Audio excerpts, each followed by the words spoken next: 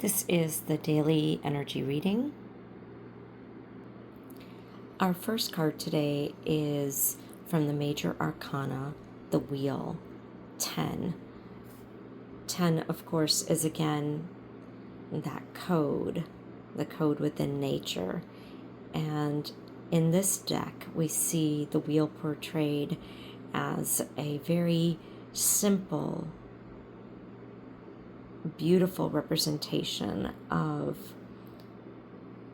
a circle of life, the 4 seasons, the 4 elements, the 4 directions. And today is also representing the void, the wheel that is at pause on this day, according to the Mayan calendar. And this is, of course, a very indigenous looking card within itself, and for it to be with us on the day of the void is so very powerful. And this is about the cycles of life, infinite life, transformation, transition, and then rebirth. The wheel is the fate ruler.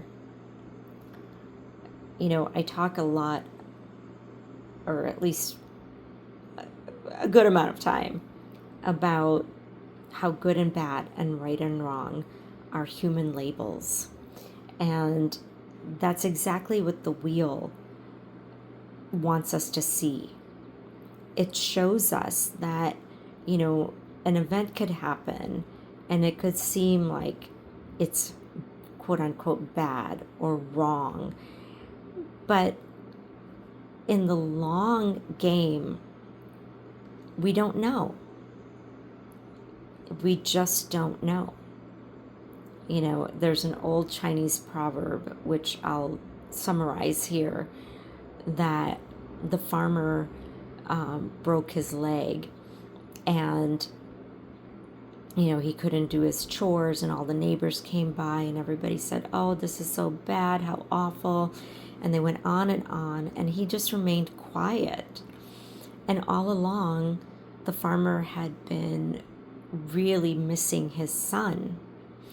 And so he wrote, or his son got word that, you know, his father had been injured.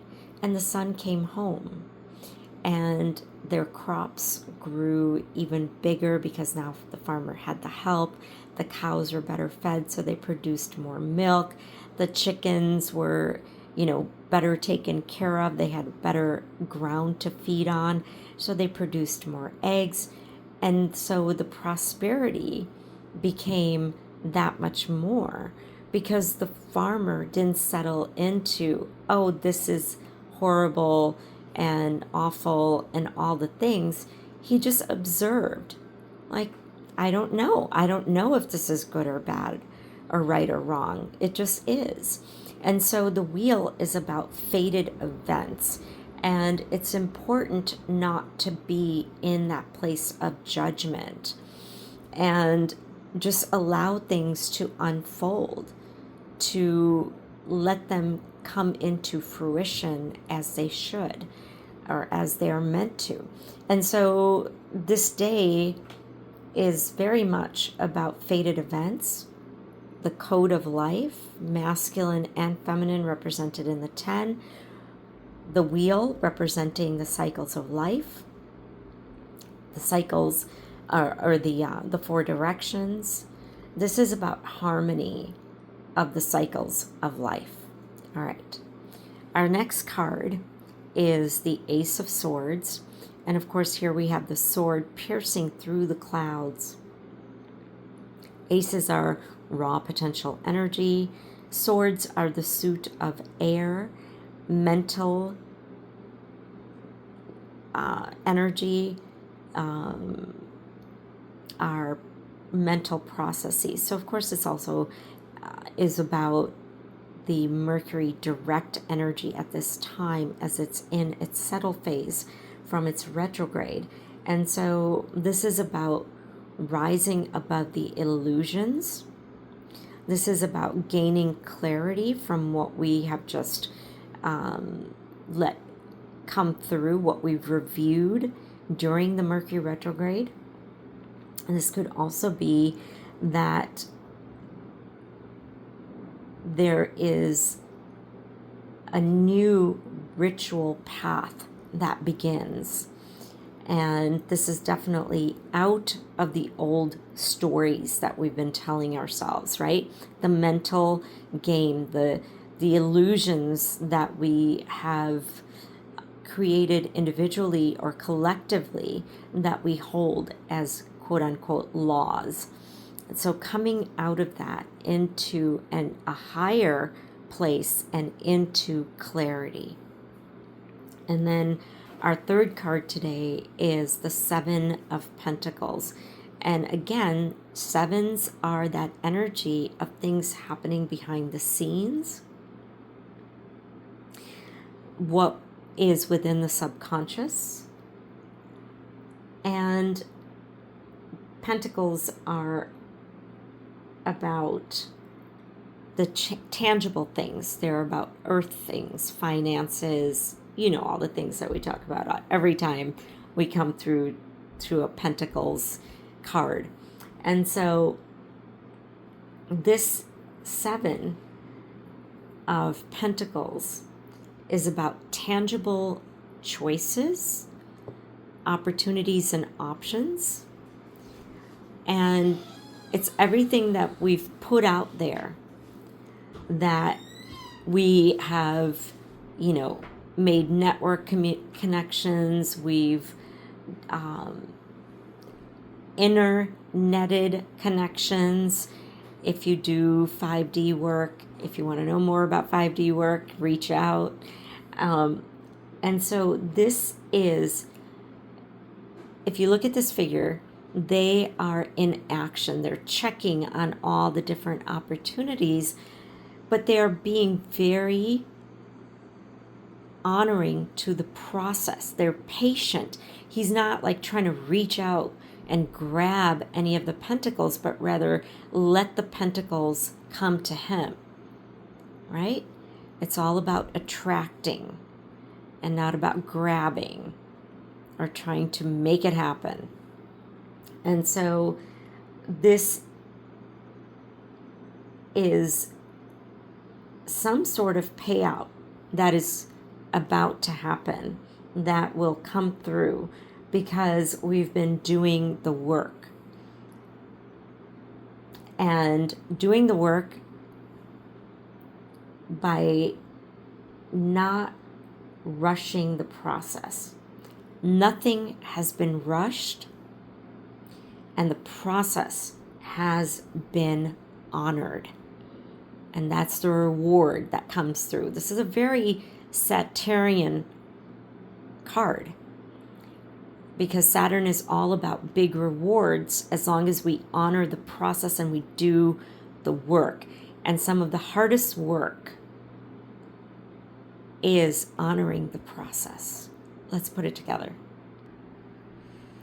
So we have the wheel. And again, this is about fated events. So knowing that everything is working for your highest good, I am open and in resonance and receptive to all the good and abundance of the universe.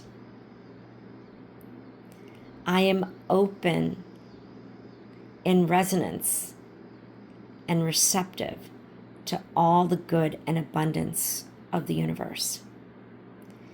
I am open in resonance and receptive to all the good and abundance of the universe. So through these fated events, we reach a new point of clarity where there are illusions that are being destroyed here. They are being left behind in the clouds.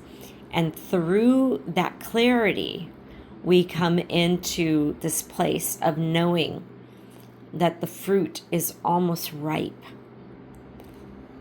that the process is almost complete. And today, of course, being in the void, this is the day of the void. Being in the void at any time is the deepest, hardest labor that our human selves will do. So check in with your breath. Go out and be in nature. Do the work that needs to be done. That might just be you got to clean your bathroom today, or you got to vacuum. Do the menial, tedious work. And know that everything is in the process, that it is coming to be. On a global scale, this could very well also be that certain fated events may happen at a global level, and we receive more clarity. The illusions that we have been told come to an end. We see them as illusions, bringing us into more of our own abundance and prosperity, giving ourselves the permission to break through that chain that might be holding us down. I love you. Be well.